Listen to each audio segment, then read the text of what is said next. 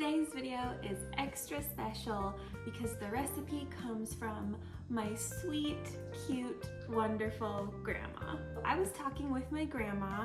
We text almost every day. She's in her 90s and she texts me all the time. We were talking about food and the things that I've been making lately, and I asked her about some of her original recipes that she has cooked throughout her life. And she went and wrote down a bunch of her favorite go-to recipes and she sent them to me in the mail. So sweet. So the first recipe that I'm going to be trying from my grandma is one that is near and dear to my heart that I have not had since I was a child, and that is Hawaiian Haystacks. I don't know if all of you will know what that is, because I thought it was more widely known, but when I went online to do a little bit of research to see the origins of this dish, I noticed that this dish is distinctly Utah. This dish is definitely of Utah origin, and that's where I grew up. That's where most of my family lives. I live in Arizona and they live in Utah. And this recipe is so nostalgic, and I think it'll be interesting to show some of you who might not have heard it before. Some other very distinctly Utah foods include fry sauce, pastrami burgers, funeral potatoes, which I definitely need to make on this channel, and of course, green jello. All kinds of jello salad. But all joking aside, this is a really delicious and fun dish. So it's not Hawaiian in origin, but I think it's called Hawaiian Haystacks because of some pineapple and the optional shredded coconut.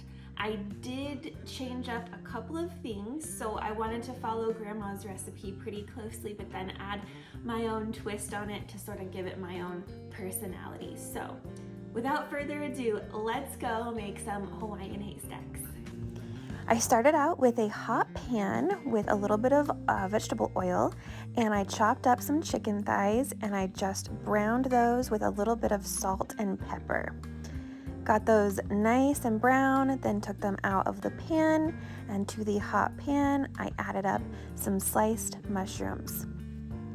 I wanted to cook these mushrooms and make my own kind of cream of mushroom soup instead of using a can. So that's what I'm doing here. Cook those down nice, get some good color on them, and then remove those as well. Set them aside for later.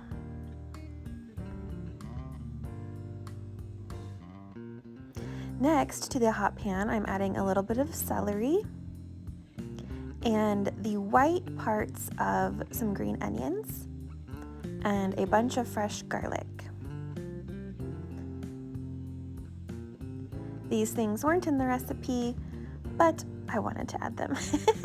Okay, I took those out, and now I added a little bit of butter. It was about 2 tablespoons of butter into my hot pan with about the equal amount of flour. Sorry, I think I said 2 tablespoons. I think I used 4 tablespoons of equal parts butter and flour. Whisk that around to make your roux. You want to cook out that raw flour taste.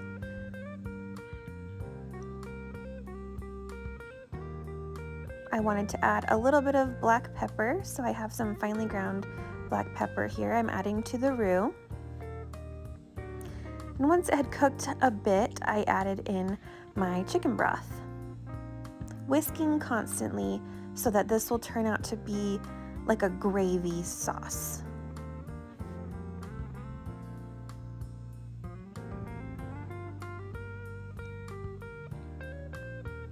I then added a bit of cashew milk. The regular recipe called for whole milk. I had cashew milk, so that's what I used, and I think it worked perfectly fine.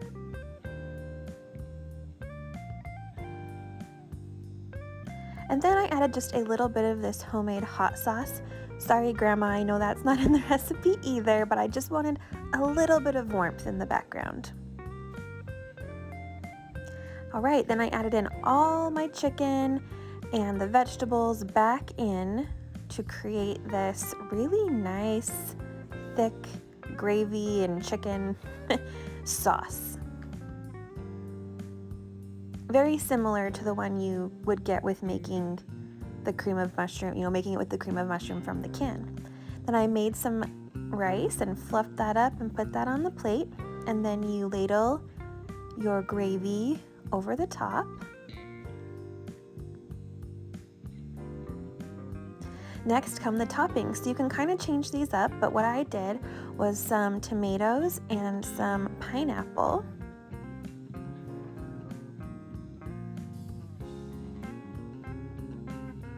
Some chow mein noodles. These were very nostalgic for me. I hadn't had them in years. They had a great crunch.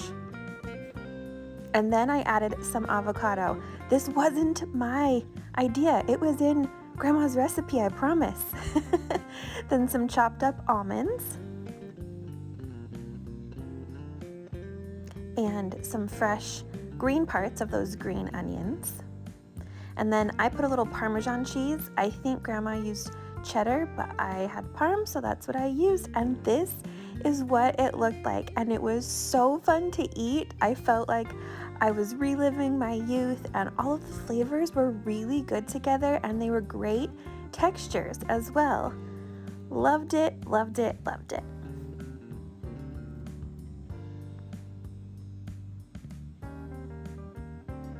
Thank you all so much for watching. I hope you enjoyed that as much as I did, and a big thanks to my grandma for the recipe.